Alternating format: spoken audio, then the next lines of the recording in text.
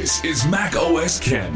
Maybes for next Monday, Ming-Chi Quo on MacBook Neo, and Apple's Conflict Minerals caveat. It is Monday, the 1st of June, 2026. I'm Ken Ray, and this is news from Mac OS Ken. Brought to you by yours truly and sponsored by Notion, an AI-powered connected workspace for teams. Learn more about Notion's developer platform today at notion.com/macOSCan. This show is also sponsored by NordLayer, a toggle-ready network security platform built for today's business. If your business isn't security, you probably shouldn't be doing security for your business. Not on your own anyway. I'll put it this way. Would you only put half your resources or less, half your talent or less, into making your business successful? Protecting your business is a full-time, full-talent job. Give it to NordLayer. Whether your staff's working on-site or off, NordLayer protects your data, letting you decide who gets access to what. NordLayer works to keep your people from reaching risky domains, and it works to keep malware and phishing attempts from ever reaching your people. All of that without additional hardware or complex infrastructure. NordLayer is a layer of protection that works with the hardware you've already got. Rates start at just $8 per user per month, though they do have a special offer for you. Get up to 22% off NordLayer yearly plans plus 10% on top with offer code MacOSCan-10-NordLayer at nordlayer.com/macOSCan. Try it risk-free with their 14-day money-back guarantee. NordLayer, toggle-ready network security built for your business. Get savings on top of savings with offer code MacOSCan-10-NordLayer at nordlayer.com/macOSCan. So much supposition ahead of Mark Gurman's usual Sunday morning font that I'm honestly not sure what's generally accepted expectation, what's speculation, and what's people doing the usual regurmentation. Let's start with the 9 to 5 Mac piece from Friday, one that says Apple's expected to launch 4 products in the relatively near future, any or all of which could be announced during next Monday's WWDC keynote. The report says Apple has reportedly been sitting on 4 new home products that are ready to launch, save one thing. The products include a new Apple TV 4K, a HomePod 3, a HomePod Mini 2, and the rumored/fabled HomePad or HomePod Touch. What's the holdup? The smarter Siri, for which people have also been waiting. Having presented the possibility of the 4 products next week, 9 to 5 Mac then proceeds to sort of bat them all down. For no reason noted, the piece says the HomePad isn't expected until the fall, so there's that one out. As for the other 3, while Apple is expected to talk up the smarter Siri next week, the smarter Siri is also not likely to hit until the fall when Apple releases blank OS 27. The site sees it as possible that Apple would or could say, here are these great new products with these new features today, then play up how much better they'll be this fall when they get the new Siri as well. Site's not counting on it, but they do see the possibility.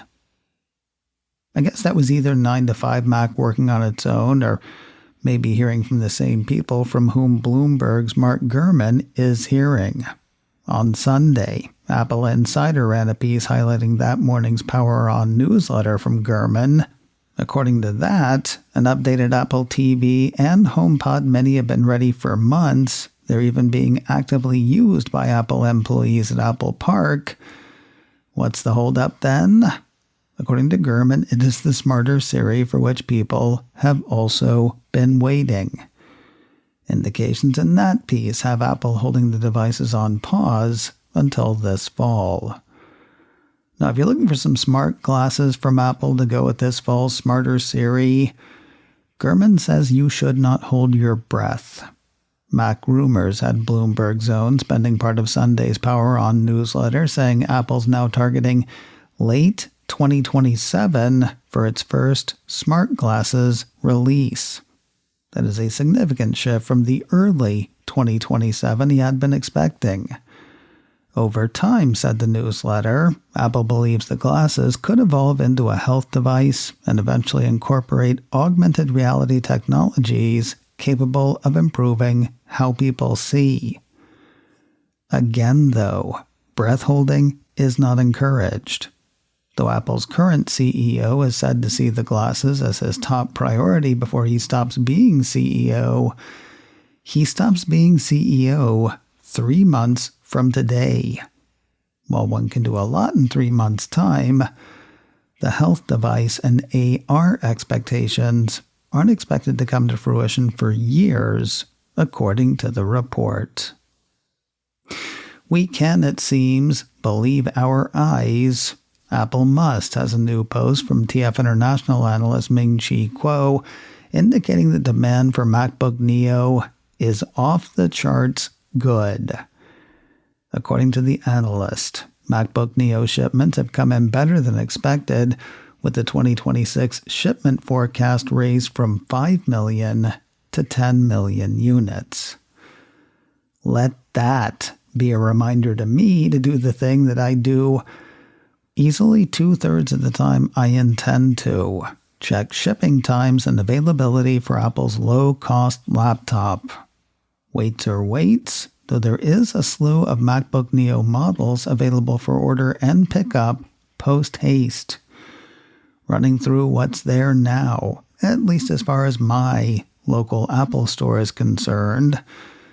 The 256GB in blush is available for order and pickup today, it seems, or seemed that way shortly after midnight on Monday, the 1st of June. Same goes for my Citrus Dream Machine in 256 and 512GB, the one you would really want with twice the storage and Touch ID. And finally, I could have ordered and picked up a 512GB MacBook Neo in Indigo today had I been so inclined. As for the other machines, the 512GB in blush, the 256 in indigo, and both capacities in silver had me waiting until the 16th of June for pickup if I had ordered to pick up. Meanwhile, if I'd been looking for delivery, every color in each capacity showed delivery between Tuesday, the 9th of June, and Tuesday, the 16th. More news in a moment, but first a word from today's sponsor, Notion, an AI-powered connected workspace for teams, now with a developer platform for building on Notion. You've known Notion as a connected workspace for a while now. It combines your notes, docs, and projects into one well-designed space that is easy to use. Last year, they folded a few AI tools into that connected workspace.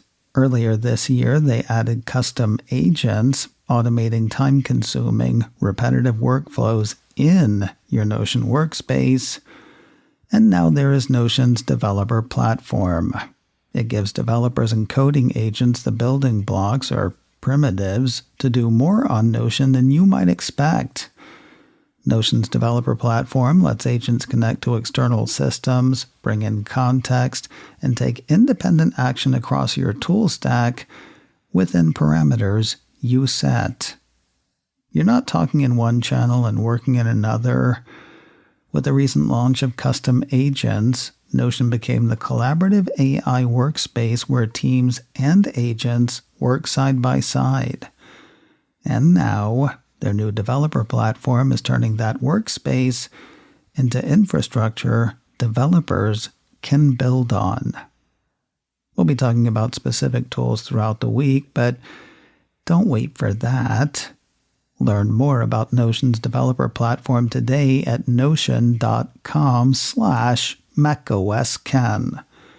That's all lowercase letters, notion.com/macOSKen to try Notion's developer platform today.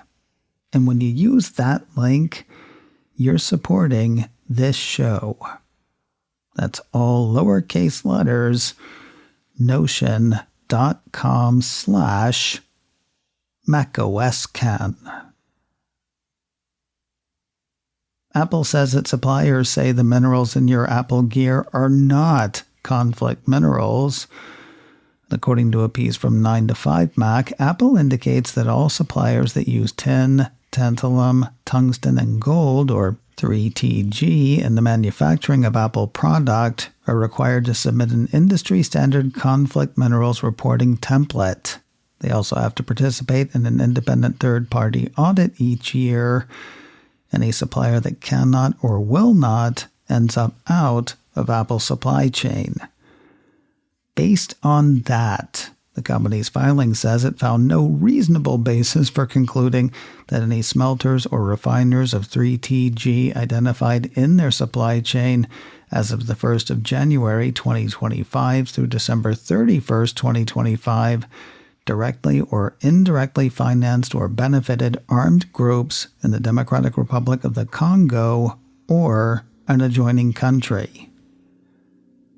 I guess you could say the company does what it can short of securing and smelting the minerals itself.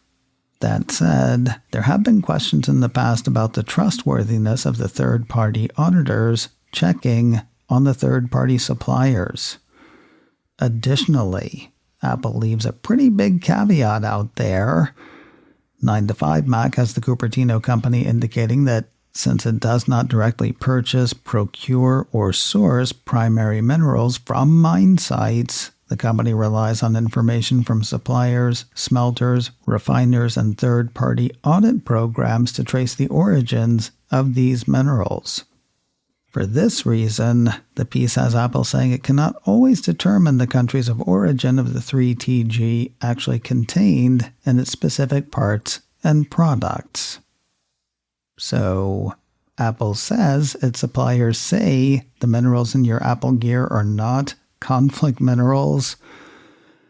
I guess that's as good as we're likely to get for the time being.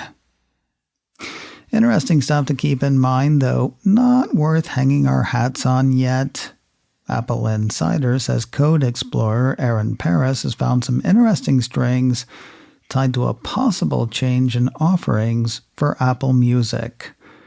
According to a post from Paris over the weekend, it appears that Apple may be working on a free or low-cost tier of Apple Music. Strings in the latest Apple Music for Android beta mention can't skip any more tracks and premium access required. Apple Insider points out that Apple Music pretty much has one offering currently. The site then goes on to shoot down the idea of a free service. While they can see the possibility of a discounted service with certain limits, Apple Insider also sees some sort of programmatic radio offering as a possibility.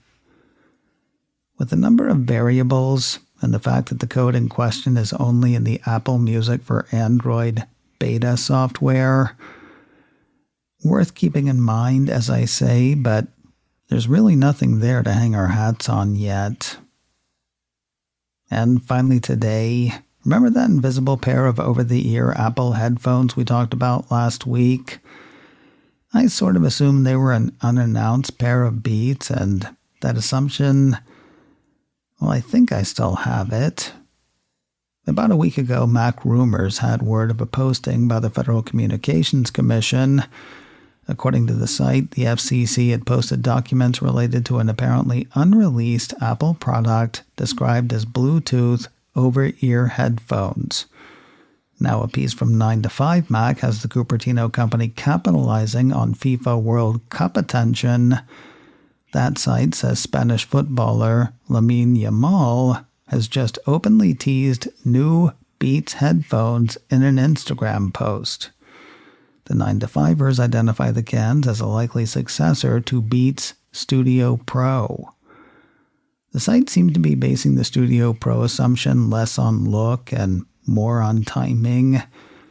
2023's Beats Studio Pro looked pretty similar to 2019's Beats Studio 3, according to 9to5Mac.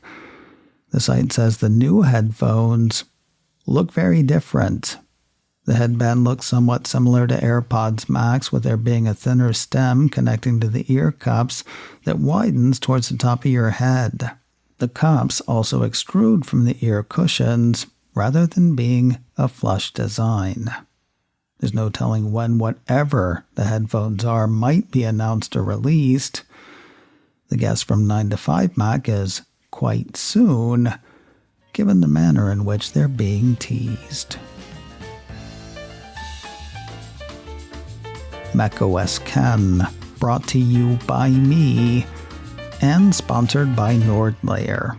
Get savings on top of savings with offer code macOSken-10-NordLayer at nordlayer.com/macOSken.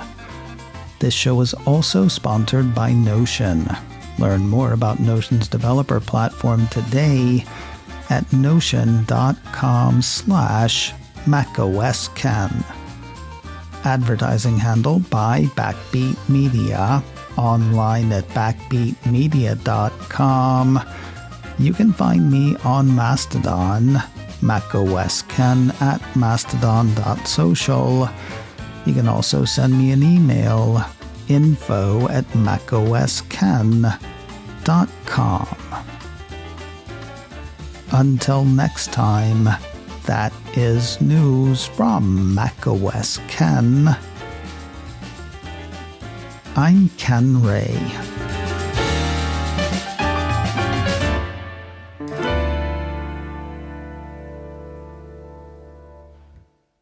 Ciao.